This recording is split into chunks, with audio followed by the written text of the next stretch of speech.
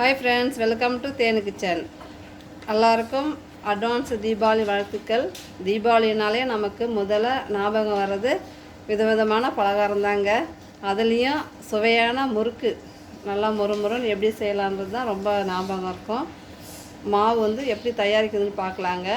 என்னோடய ஸ்டைல் எங்கள் வீட்டில் நாங்கள் எல்லாம் எப்படி ரெடி பண்ணுவோமோ முறுக்கு மாவு நான் அந்த மாதிரி அளவு காமிக்கிறேங்க. 2 கிலோ பச்சரிசி அரிசி எடுத்துருக்கேன்.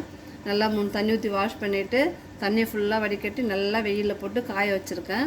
காய வச்சு நல்லா பாருங்கள் எப்படி இருக்குதுன்னு. நல்லா நும்ட்டுனாலே இப்படி நல்லா நொறுங்குற மாதிரி இருக்கும் அரிசி. அந்த மாதிரி நல்லா காய வச்சிடணும். அப்போ தான் வந்து முறுக்கு மாவு வந்து ஒரு 6 மாதம் ஆனாலும் கெட்டு போகாமல் நல்லாயிருக்கும். நம்ம எப்போ தேவையோ அப்போ கொஞ்சம் கொஞ்சம் எடுத்து போட்டு முறுக்கு புழிஞ்சிக்கலாம். இதுக்கு வந்து அளவு சொல்கிறேங்க. சாப்பாட்டு அரிசி புழுங்கல் அரிசி ஒரு 4 கிலோ எடுத்துருக்கேன். வெள்ளை உளுந்து 4 கிலோ, பாசிப்பருப்பு 4 கிலோ, முக்கா கப்பு 4 கிலோவுக்கு கொஞ்சம் கம்மியாக பொட்டுக்கடலை எடுத்துருக்கேன். 2 மிளகா போட்டு அரைச்சா பூச்சி பிடிக்காமல் இருக்கும், அதுக்காக. இப்போ இது எல்லாத்தையுமே வந்து நம்ம வெறும் வானலில் நல்லா வறுத்து எடுத்துக்கணும். நம்ம இப்போ உளுந்தை வறுத்துக்கலாங்க. உளுந்து வந்து நல்லா பொன்னிறமாக செவந்தர அளவுக்கு வறுத்துக்கோங்க. ரொம்ப தீஞ்சிடக்கூடாது. நம்ம இப்படி தொட்டாக்கா சூடு தாங்காமல் போட்டுடணும். அந்த அளவுக்கு சூடு ஏறட்டும் உளுந்து. ஃபஸ்ட்டு உளுந்து வறுத்துக்கலாம். பாருங்கள், இந்த அளவுக்கு இருந்தால் போதும். நல்லா கலர் கொஞ்சம் மாறிச்சு சுடுது. இப்போ எடுத்துக்கலாம்.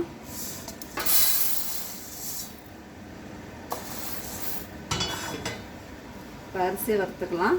அரிசி போட்டலாம். எண்ணெய் ஊற்றக்கூடாது, எல்லாமே ட்ரையாக தான் வறுக்கணும்.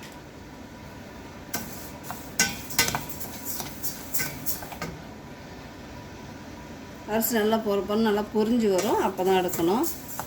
பொரியட்டும். பாருங்கள், அரிசி நல்லா பொரிஞ்சிடுச்சு. இந்த மாதிரி நல்லா பொரியணும். நல்லா மிதமான தீ வச்சு பொரிக்கணும். ரொம்ப தீ அதிகமாக வச்சிடக்கூடாது. எல்லாம் நல்லா பொரிஞ்சு செவந்துடுச்சு. இப்போ எடுத்துக்கலாம்.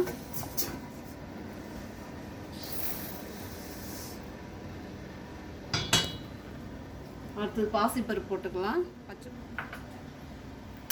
இது நல்லா செவக்க வறுத்துக்கலாம். கை சூடு தாங்குற அளவுக்கு சூடு வறுத்துக்கலாம். பாசிப்பருப்பு வறுத்தாச்சுங்க. நல்லா சூடு ஏறிடுச்சு. கலர் கொஞ்சம் செஞ்சு ஆயிடுச்சு. இந்த மாதிரி தான் இருக்கணும். பாருங்கள், இந்த மாதிரி இருந்தால் போதும்.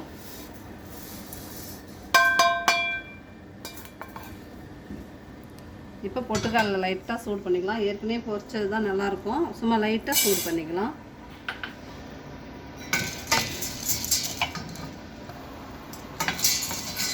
நம்ம அடுப்பை ஆஃப் பண்ணிவிட்டு இந்த வானலில் உள்ள சூடே இருந்தால் கூட போதும். பொட்டுக்கடலை சூடு ஏறதுக்கு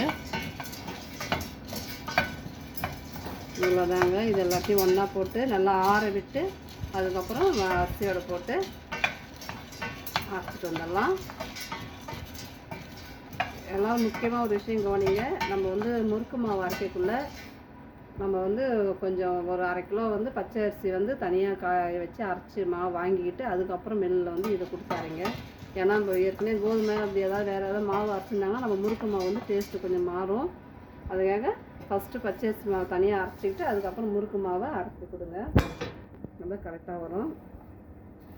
இங்கே நாங்கள் வந்து 2 கிலோ பச்சை அரிசி மாவு ரெடி பண்ணி வச்சுருக்கேன். பச்சை அரிசி ரெடி பண்ணி வச்சுருக்கேன். இங்கே கத்தாரில் வந்துட்டு 1/2 கிலோ 1 கிலோலாம் அரைக்க மாட்டாங்க. மில்லில் கேட்டதுக்கு எதாக இருந்தாலும் 2 கிலோ கொடுத்தா தான் அரைச்சி கொடுப்பாங்க. அதுக்காக நாங்கள் 2 கிலோ பச்சரிசி தனியாக கழுவி வச்சுருக்கோம். அதை அரைச்சிக்கிட்டு அதுக்கப்புறம் தான் முறுக்கு மாவு போட்டு அரைக்கணும். இது நல்லா ஆறட்டும், கலந்துக்கலாம். முறுக்கு மாவு அரைச்சதுக்கப்புறம் நல்லா ஆற விட்டு மூடி எடுத்துட்டு வாங்க. சூடோடு பாக்ஸில் போட்டு மூடி வைக்கக்கூடாது. நல்லா ஆற வச்சு வைக்கணும். இவ்வளோதாங்க. முறுக்கு மாவு அரைக்கிறதுக்கு தேவையானதெல்லாம் ரெடி பண்ணிட்டோம். இது கொண்டு கொடுத்து இப்படியே அரைச்சிட்டு வந்து முறுக்கு சுட்டுக்க வேண்டியதான். நான் வந்து அடுத்த வீடியோ வந்து முறுக்கு சுடுற வீடியோ போடுறேங்க. இந்த வீடியோ உங்களுக்கு பிடிச்சிருந்தா லைக் பண்ணுங்கள், ஷேர் பண்ணுங்கள். நம்ம சேனலை ஃபஸ்ட் டைம் பார்க்குறாங்க, மறக்காமல் சப்ஸ்கிரைப் பண்ணிவிடுங்க. Thank you friends. பாய். நம்ம அடுத்த வீடியோவில் சந்திக்கலாம்.